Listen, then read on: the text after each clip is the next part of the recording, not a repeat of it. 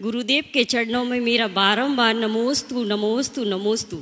गुरुदेव, पहले की युवक युवतियों में मैच्योरिटी आज की अपेक्षा कम देखी जाती थी, फिर भी विवाह आज की अपेक्षा कम उम्र में हो जाया करते थे, परंतु आज उच्च शिक्षा की आड़ में विवाह उम्र के उस पड़ाव पर हो रहे हैं जबकि युवावस्था ढलाव की ओर आ जाती है। तो गुरुदेव, इसके कई दुष्प्रभाव सामाजिक जीवन में उपस्थित हो रहे हैं। गुरुदेव, इस समस्या के संबंध में आपका युवा पीढ़ी को क्या संदेश है? मैंने अनेक बार इस विषय में प्रकाश डाला है। विवाह के संदर्भ में आजकल काफी विलंब होने लगा है और एक बात और देखने में आ रहा है, केवल विवाह नहीं हो रहा, बाकी सब कुछ हो रहा है। ये भी बात है लेकिन सच है। हमारे शास्त्रों के अनुसार यौवन से परिपूर्ण होते ही विवाह के बंधन में बंधना चाहिए। भारत सरकार के नियमानुसार कन्या के लिए 18 वर्ष और वर के लिए 21 वर्ष निश्चित किए हैं। ये विवाह के लिए पर्याप्त है, लेकिन आजकल पढ़ाई लिखाई का जो चलन बढ़ गया है, उस चलन के कारण 25 साल के पहले तो विवाह की कोई बात ही नहीं सोचते। पहले पढ़ाएंगे, 22-23 साल तक पूरी पढ़ाई करेंगे, फिर जॉब करेंगे, फिर विवाह की बात करेंगे। तो 25, 28, 30, 32 साल हो जाते हैं।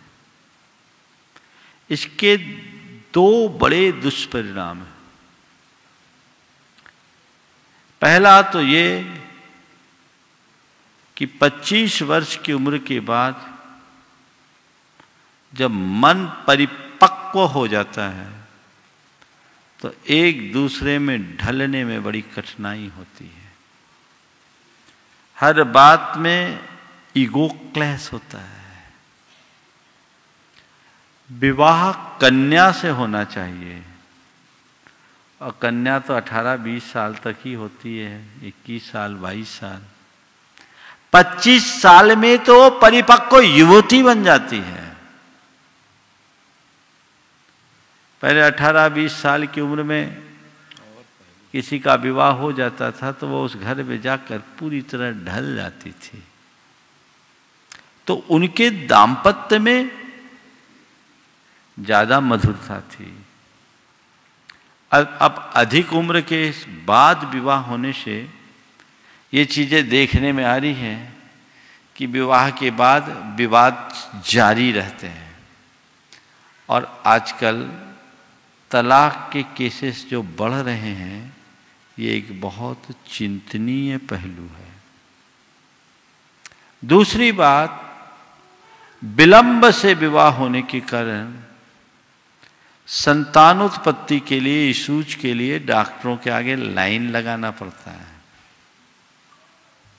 पहले आपने नहीं सुना होगा कि किसी महिला को प्रेगनेंसी के टाइम में बेड रेस्ट रखना पड़ता हो। आजकल कंप्लीट बेड रेस्ट वाले ज्यादा मिलते हैं, हो रहा है ना। 90%। ये सब क्यों? यह भी बहुत बड़ी चर्चा का विषय बना हुआ है। लेट मैरिज के होने वाले दुष्परिणामों पर लोग गंभीरता से चर्चा कर रहे हैं। इस पर विचार करना चाहिए। तीसरी बात इसके साथ जुड़ी हुई ये है कि ज्यादा पढ़ लिख जाने के बाद बराबरी का संबंध नहीं मिल पाता। मेरे संपर्क में ऐसे कई बड़े घराने के लोग हैं जिनके घर की बेटियां और कुछ के बेटे 34-34 साल के हो गए हैं, लेकिन उनके लायक लड़का नहीं मिल रहा है, क्योंकि इतना पढ़ा दिया है कि अब उसे समझा पाना भी मुश्किल है। बड़ी कठिनाइयां हैं। तो क्या महाराज फिर पढ़ाई रोक दी जाए? मेरा ये मानना है कि विवाह के बाद भी तो पढ़ाई की जा सकती है। आज के समय का एक जो गंदा चित्र है जिस पर आज के लोगों को बहुत कम पता है। मैं यहां उपस्थित लड़कियों से पूछता हूं, अपना नाम बताओ। अतिका जैन। कहां पढ़ती हो? जबलपुर में। कौन सी क्लास में हो? 3rd year. अच्छा, जो मैं बोलूं बिल्कुल बिना संकोच के बोलना। ये बताओ, तुम्हारे साथ पढ़ने वाली कितनी लड़कियां हैं जिनको तुम सही सलामत मानोगे? 1%। एक अपने आप को बचाया इसने। नहीं। चलो ठीक है, तुम आओ, बहुत अच्छा है। ये तो खैर संस्कारित है भी। चलिए, तुम अपना नाम बताओ। अदिति जैन। ये अदिति, हाँ बोलो, कहाँ पढ़ रही हो? इंदौर। सर, तुमसे भी वही सवाल करता हूँ, तुम जिनको जानती हो तुम्हारे साथ पढ़ने वाली लड़कियों में कितने % लड़कियाँ सही होगी? काफी कम। फिर भी परसेंटेज में? 2-3%। चलो, ये आज का चरित्र है, एक तस्वीर है। ये विकृतियां बहुत तेजी से हो रही है, बढ़ रही है। अगर बोलूं तो रोज अफेयर, रोज ब्रेकअप, यही चलता है कि नहीं चलता है? बोलो। अन्य प्रकार के अनाचार बहुत तेजी से, केवल लड़कियों में नहीं, लड़के भी कम नहीं है। लड़कों का भी हाल ज्यादा। अब चूंकि लड़के यहां बैठे नहीं उस उम्र के, इसलिए मैंने खड़ा नहीं किया। लेकिन ये समाज की एक विकृत तस्वीर है। तो एक दिन गुरुदेव ने कहा था, जो मुझे बहुत अच्छी लगी, कि 12वीं होते ही विवाह कर दो और आगे की पढ़ाई विवाह के बाद जारी रखो, कभी कुछ गड़बड़ी नहीं होगी। और ऐसा हो सकता है, इसी कंडीशन के साथ विवाह होना चाहिए। मैं ऐसे अनेक महिलाओं को जानता हूं जिन्होंने विवाह के उपरांत ग्रेजुएशन किया, LLB किया, हाई कोर्ट की जज बनी, डॉक्टर विमला जी अब रिटायर हो गई, IAS बनी विवाह के बाद, सारी पढ़ाई की विवाह के बाद। तो ये घर परिवार में भी ऐसा वातावरण मिलना चाहिए कि अगर किसी का विवाह हो गया है तो भी उसे पढ़ाई का अवसर दिया जा सके।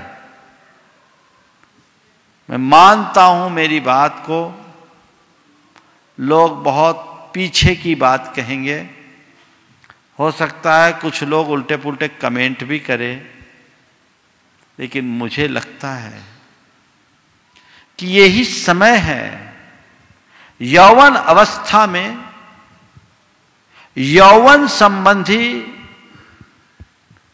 जो फीलिंग्स है वो आती हैं, इच्छाएं भावनाएं पनपती हैं, और जब उसकी पूर्ति नहीं हो पाती तो व्यक्ति कहीं न कहीं भटकता है। यदि ऐसे समय में विवाह की व्यवस्था हो जाए और अपने जीवन को बनाने के लिए आगे पढ़ाई लिखाई की व्यवस्था की जाए, तो मैं समझता हूं इसमें चरित्र भी सुरक्षित रहेगा और भविष्य भी।